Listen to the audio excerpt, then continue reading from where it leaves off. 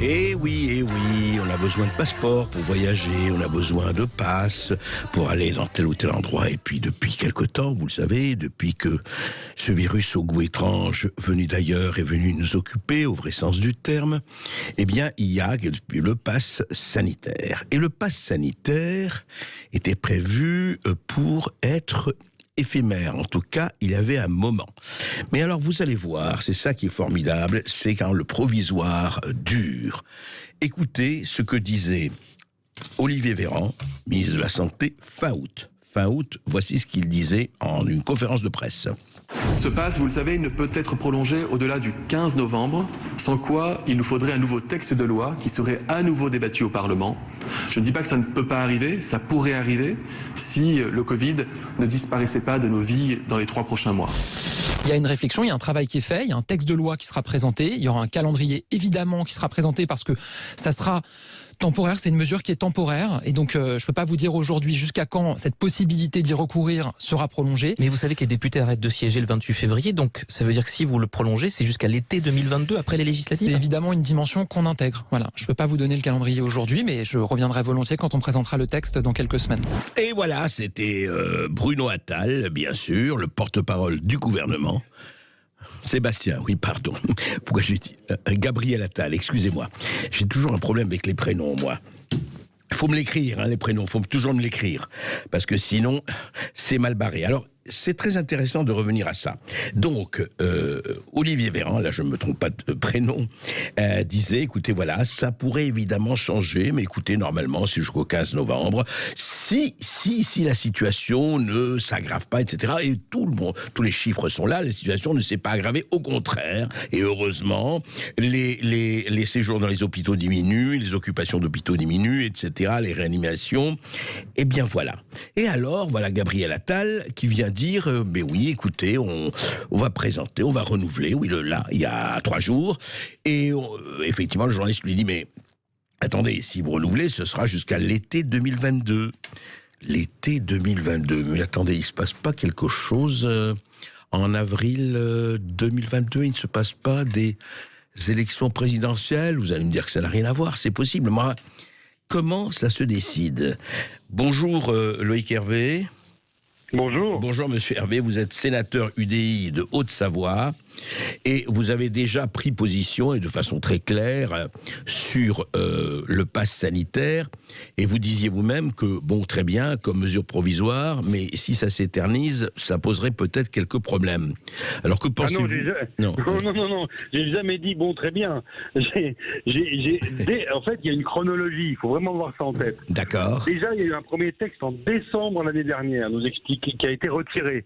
Un texte qui pouvait parler de ce qui allait ressembler à un pass sanitaire. Ensuite, il y a eu un texte en avril avec un pass sanitaire réservé aux grands événements sportifs et culturels, le temps d'un été. Oui, c'est vrai, le temps d'un été. Oui. Et puis, on a eu ce texte de la fin du mois de juillet, promulgué en août, où là, on est sur un pass sanitaire de la vie quotidienne.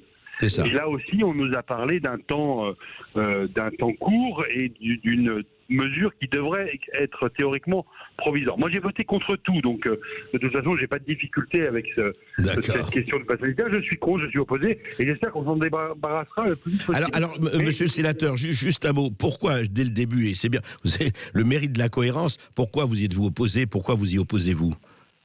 Vous savez, je siège à la commission des lois et à la CNIL. Oui. Donc le sujet des libertés publiques et des libertés individuelles, c'est une forme d'obsession chez moi. Et l'idée même que des agents de sécurité privés aient à contrôler votre état de santé pour accéder à un lieu de la vie quotidienne, rien que ça, je sais que les Français s'y sont accoutumés. Je sais que les Français trouvent que finalement c'est un accommodement raisonnable. Ils sont très majoritaires à penser ça. Je pense que c'est, dans notre histoire contemporaine, quelque chose qui est extrêmement attentatoire aux libertés publiques. Alors, certains diront oui, mais le confinement l'était aussi. Sauf que on ne peut pas tout à fait comparer oui, absolument. les choses. Et surtout, comme vous l'avez très justement rappelé, on n'est plus du tout dans les mêmes circonstances. C'est-à-dire qu'on n'est plus face au variant Delta, à la 4e vague. On a 85% des vaccinables qui sont vaccinés. Donc, je veux dire, on va arrêter de mettre la population française sous un contrôle social qui n'est pas acceptable. Parce que après, quelle sera la bonne raison pour arrêter? si à l'heure actuelle, l'essentiel des départements est à moins de 50% 1000 en termes de taux d'incidence, quand est-ce qu'on va arrêter ce truc-là, quoi, oui. pour être clair? Et c'est là où on peut quand même se poser des questions, vous l'avez dit. C'est-à-dire que, en fait, voilà, 15 novembre, disait Olivier Véran, et là, c'est très clair, c'était tout à fait étonnant. Quand le journaliste pose la question à Gabriel Attal, oui, mais alors ça veut dire que vous renvoyez ça à l'été 2022, ah ben nous avons intégré cette possibilité. Donc, c'est parti pour Pâques et la Trinité. Il ne peut pas y avoir un processus électoral aussi important que l'élection présidentielle et les élections législatives qui se fassent avec une telle contrainte. Alors ils diront oui, mais dans les bureaux de vote, il n'y aura pas besoin du pass, puis dans les meetings politiques non plus, etc.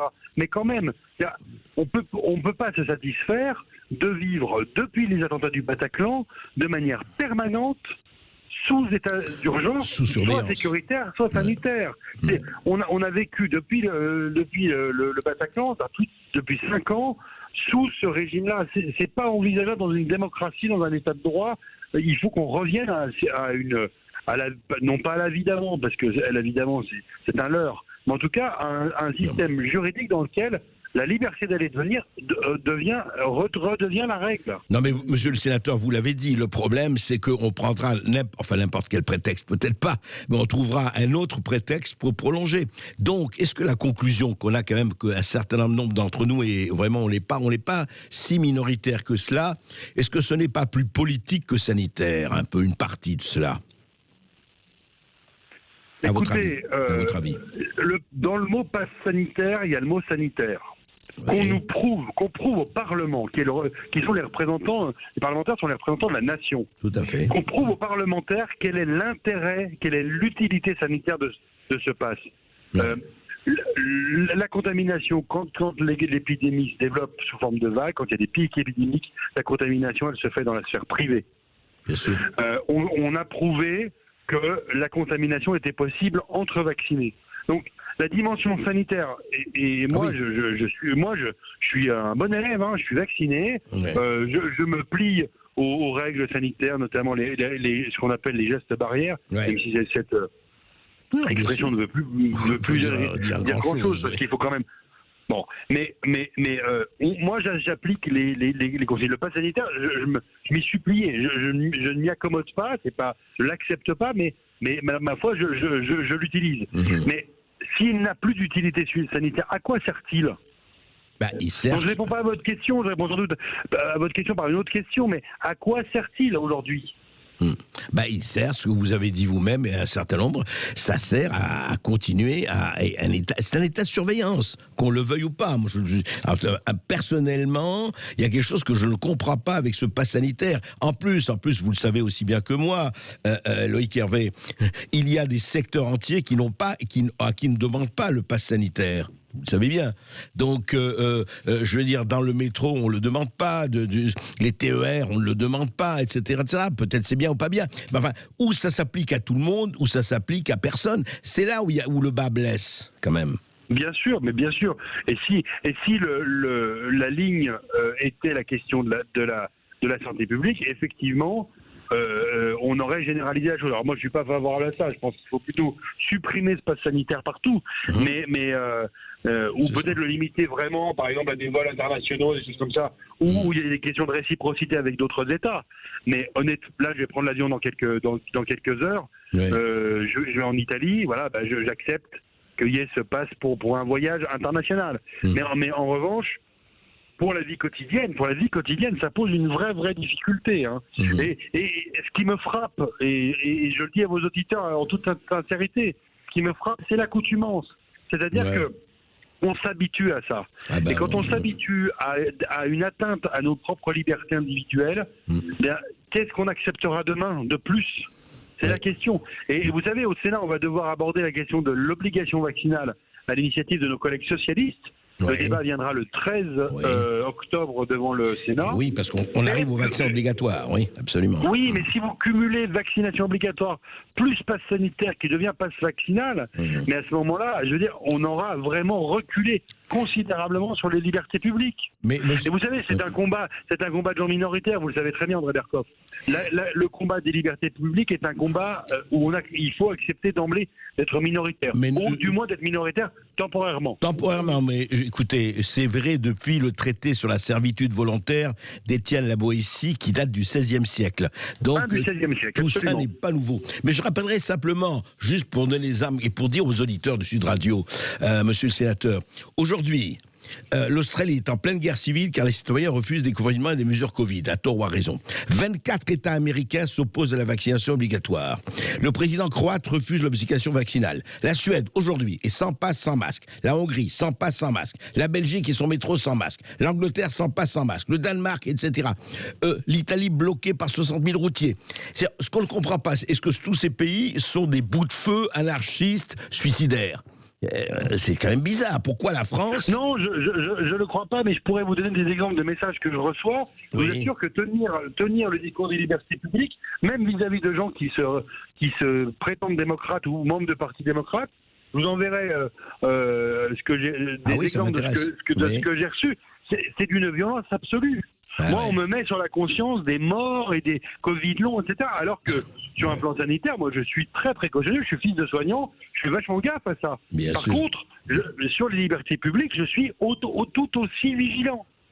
Parce que faut pas qu'on nous fasse prendre des vessies pour des lanternes. Exact. Cette histoire de passe sanitaire, aujourd'hui, il faut s'en débarrasser le plus vite possible. Absolument. Écoutez, monsieur Loïc Évin, restez sur vos positions, les libertés. On a un petit, il y a sur les frontons des édifices, il y a un petit mot liberté, ça existe, il faut peut-être pas l'oublier. Merci beaucoup. Exactement. Merci. Exactement. Et il faut s'inscrire ça dans une histoire longue.